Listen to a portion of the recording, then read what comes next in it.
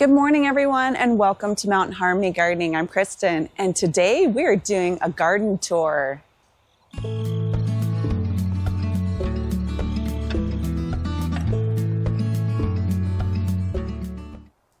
Well, it is really starting to look like fall. The leaves are starting to turn yellow, and look at this. The crab apple, the apples are starting to turn red. And look at all of them. They had started to turn yellow the other day, and now they're getting to red. And I've noticed quite a few yellow leaves in the tree. And even our ash trees are starting to get some yellow leaves too. All right, let's take a look at the deck. Everything is still growing. Here is the radish pot. So they're liking this cooler weather that we've been having. I think I've planted a few too many in there, so I've been picking them out for like salad greens, and they're really good.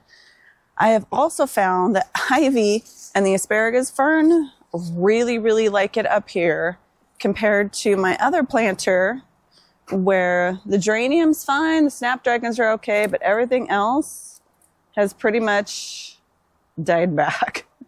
So I think I know what really grows well up here, and I think I'm going to be changing out what I am growing in the planters next year. And sorry about the noises of cars and stuff. It's really early morning here and everybody's leaving for work. Now this planter has really taken off. Look at this. This is all within the last couple weeks since it's cooled down. And look how big everything is. And I even put in some decorative, what are these, cabbages, honey? Cabbage. Yeah, decorative cabbages in here, and they're really pretty. So this planter seems to like it pretty good. The basil is starting to grow a little bit better too, but I think I'm going to do something a little bit different in this next year because I have found a spot where I know that the basil will really enjoy it. And this is my yucca, and look at this. This is the first time this has ever done this. It's starting to get a new arm here, and then there's one on the other side that's a little bit harder to see, but it has never done this before. But look at that, that's so cool. All right, let's step down into this part of the garden. All of the grape hyacinths are starting to come back. Look at that. And in one of my shorts, I showed you that I took all of this out, and I couldn't believe that this came back this thick this year. It looks so good. We did have like a week and a half of rain. Now, the front of the garden pretty much looks the same, other than, we planted the hibiscus. I decided to put the iris over there to kind of fill in this corner a little bit. And I might get something in the spring to kind of fill in that corner too, because it does look empty once the bleeding hearts are done. And my poor double flowering almond. The root weevils are just destroying it this time of the year. And same thing with the sand cherry. It kind of looks sad. You can see all the leaf have root weevil damage.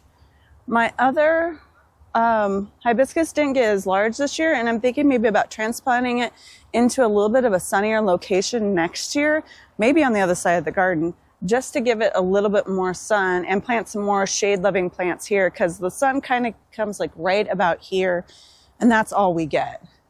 The pine tree looks really good. We actually trimmed it up even further because the deer kind of ate off this side when it was young, and now it's kind of flagged, as they call it here. And I want to just trim it up, make it look a little bit better, and I think it does. Plus, it gives a little bit more sunlight down there. Now, look at all of the seeds I'm getting. This was just in bloom just the other day, and I'm going to be saving the seeds so that I can grow more of these next year. And those are hollyhocks. And here's the other hollyhock. It is still in bloom. It's this pretty light pink color, and it's got a ton of seeds on it too. So I will also be saving the seeds. Now here are the hollyhocks that we just planted this year. And we planted them probably about a month ago or so. And this area gets so much more sunlight because we had the tree trimmed up after that branch broke.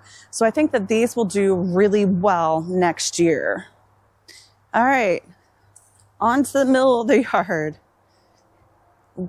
Donnie has been trimming up some of the branches on our back ash tree, and we had one fall out of the front ash tree, a smaller one this time, not the one that was like this large.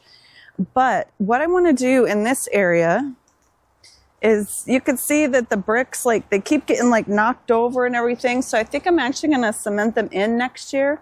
And we're saving all of these branches for a project that we'll be doing either fall or spring. It's going to kind of depend on how many of the branches that we can get saved, because we're going to need some larger ones.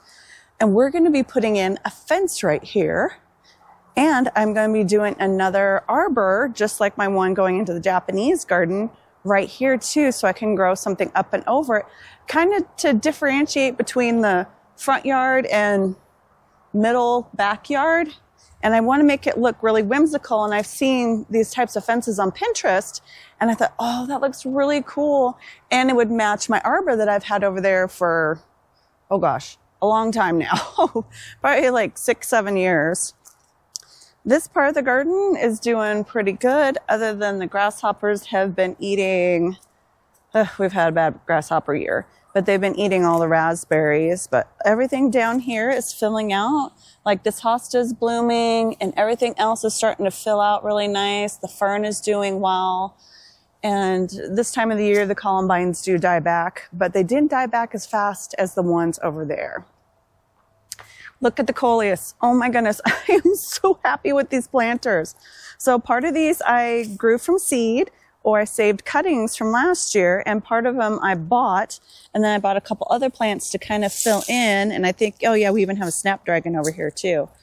But these have done so well that I know what I'm going to be planting here next year because of how well these have done. And I've had them over here before and they've done well, but this year they just really took off. So this is the kind of spot. They get a little bit more sun in the morning now, and then they get kind of afternoon shade. And then I have all of our other plants over here, and this is our little lime tree, and it's put on quite a bit of growth since we got it. It will be coming inside for the winter time. And with the cooler weather, this is our lemon balm. It's starting to do well. So I know that all of these types of plants over here really do like this area, because we're going to be putting in a big, huge planter and a fountain. And we're going to do like a dry riverbed running through all this area. So it's going to get a huge transformation next spring. Probably not all in 1 year, because we're going to be having to do, like, I want to do raised beds. And I've seen Pinterest is where I get a lot of my ideas for this. But Donnie saw some beds that were kind of more curved and kind of free flowing out of block. And that's going to take a lot of work because our yard is kind of sloped, and we're going to have to probably dig down a little bit and kind of get them to be level. But I'm looking forward to it. It should be fun. This part of the garden is looking a little bit more sad this time of the year because everything's starting to die back now that it's coming into fall, but not too bad. We've decided that we are going to be putting a deck, an enclosed, well, more like an enclosed porch almost, onto the shed to make the shed a little bit larger. And we're going to end up taking off those doors and just putting like a regular door on the side. And that's going to be Donnie's project. And walking over here, I have some other plans that I'm going to be doing in this area. I'm going to redo this whole area next spring because this stuff is not doing quite as well. I mean, like the iris I need to take out and move, and like the hostas are fine. The grasses are but I want to do something different to make it look like from the dry riverbed that we want to put in, that's going to come and go around the tree and into the other little gravel area. And I just want to change this up completely, and not as much grows on this side because it's so shady and the soil is really bad on this side. So I want to just change it up and take out some of the plants and do a little bit more hardscaping. Look at the goji berry. It has pretty much taken over this side of the trellis, and it's grown up and over and down onto this side. The clematis is still in there somewhere. I know I saw seeds the other day, but it's still kind of mixed in with this. And then the honeysuckle has recovered from the aphid damage that happened in the spring. And he's even having a few flowers on it, but it's starting to grow. I'm going to have to actually tie some of this up. And the Japanese garden,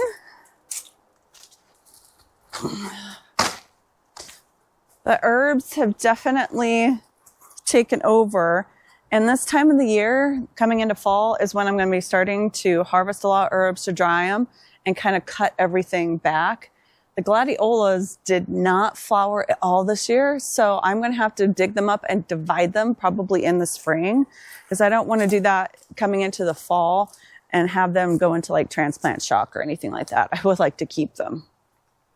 Now, this part of the garden has gone crazy. This is the area where we dug out all of that soil and put in new soil and planted all these new plants here.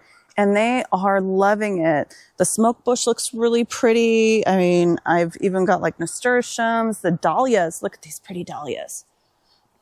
Look at that. These are the little dahlias. And then here is that really deep red color.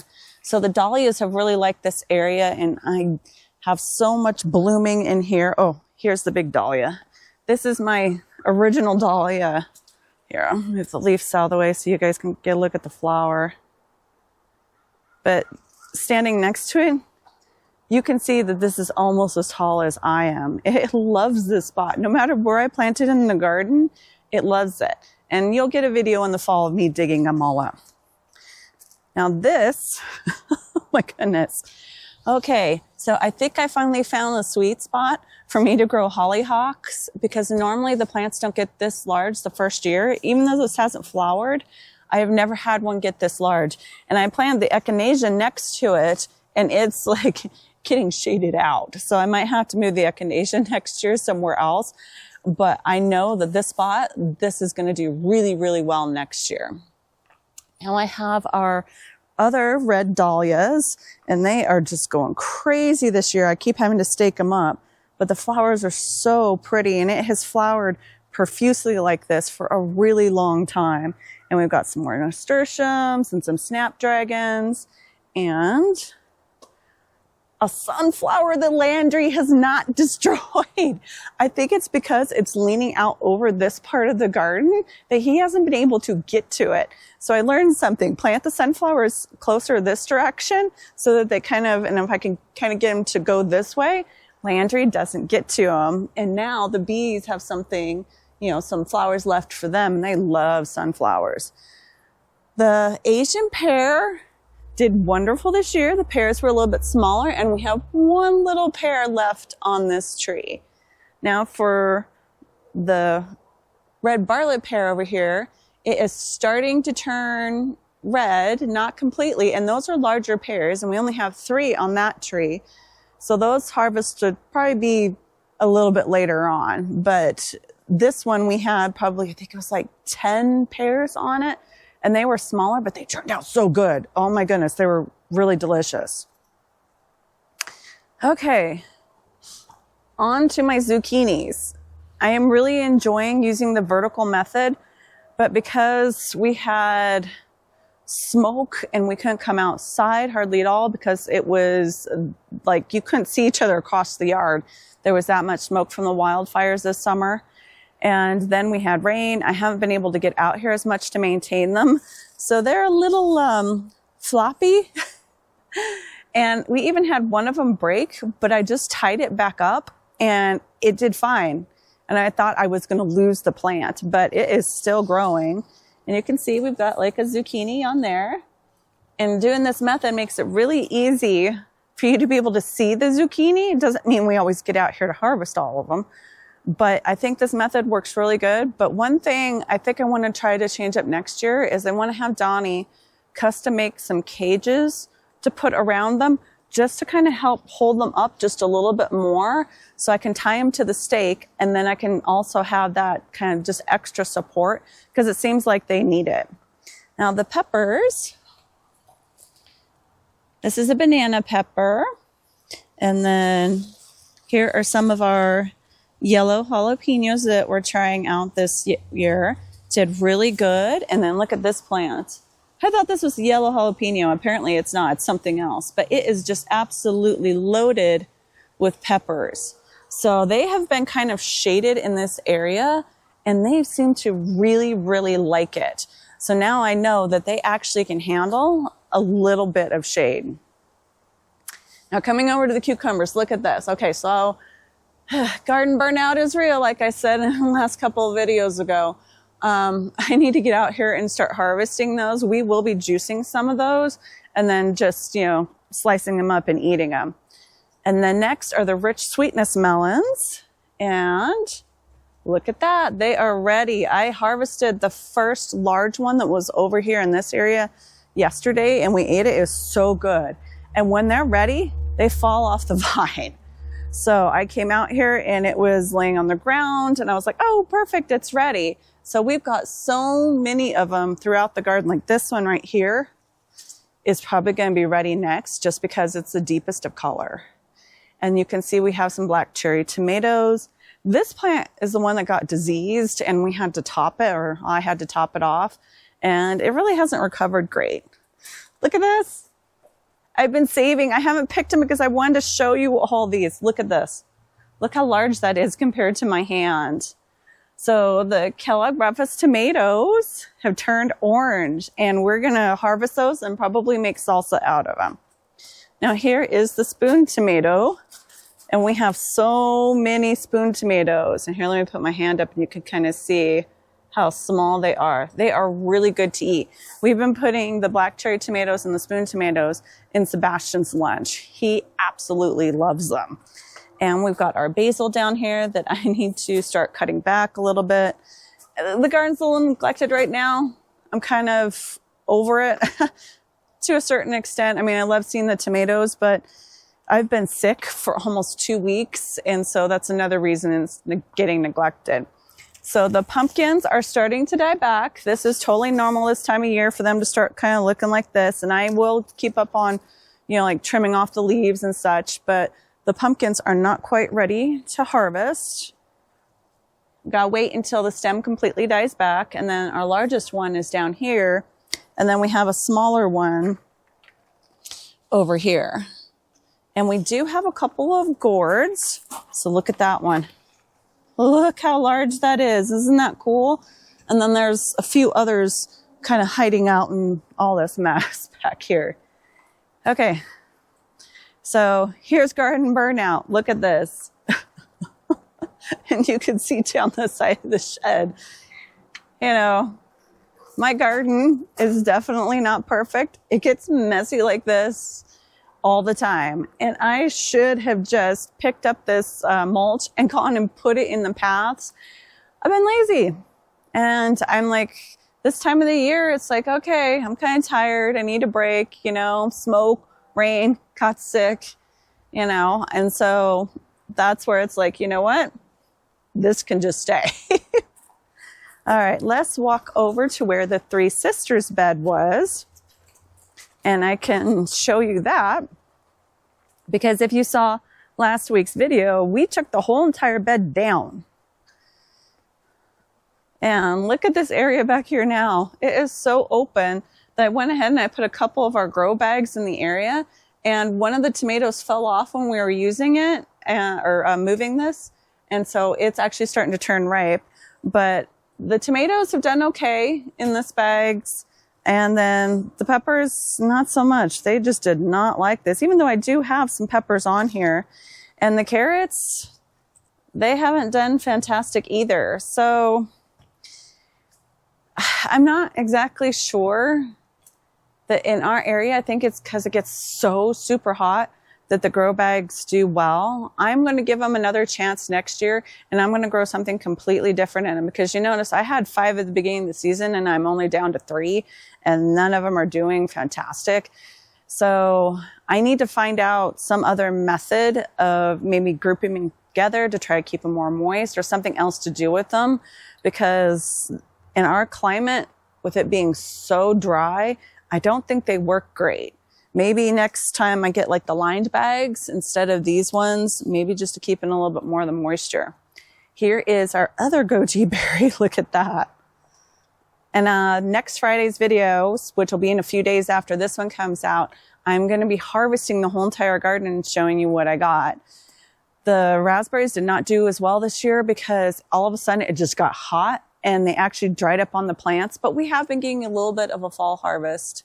And we just came out and picked this, but there are a lot of more dead canes than there normally would be this time of the year. And the grasshoppers have pretty much destroyed these plants. This is all grasshopper damage. So let's see. Let's take a look at the rest of the garden because I do have a kajari that's ready. The kajari's turned out a lot smaller this year than normal. But you can see that it's already dried on the vine. And normally they're probably about this large, so they're a little bit smaller this year, but I'm sure that they'll probably still be just as yummy. So we're going to be completely changing up a lot of the garden because the problem I'm having is this soil is still rock hard. And you have, watched my videos, you'll know we have amended this bed so many times and dug it in and tried to get it to be better. Well, we're going to have to do a major change because this is not working, because every year for the last several years, the plant production has gotten smaller other than the tomatillo behind me. And they just haven't done as well. So like last year, this was completely full. And, I see pictures pop up on Facebook and such of like what I posted pictures of.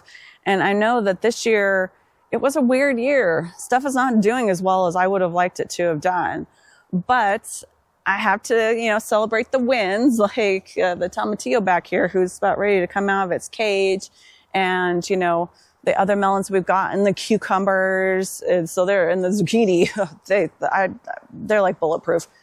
They grow like crazy. They're like weeds. So I have some successes in the gardens, and then I have some things where they just didn't do as well, and we're going to be changing them up next year. But in fall, I always do a 4-part series on what I'm going to be doing and changing, like what worked, what didn't work, what are the changes I'm making. So that will be coming up in probably November is usually about the time we put it out. So you can look forward to that and see what we're going to change next year.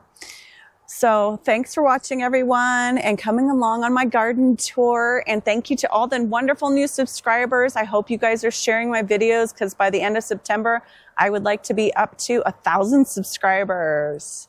So thanks again for watching. Please don't forget to like, subscribe, share, and comment. Happy gardening, everyone.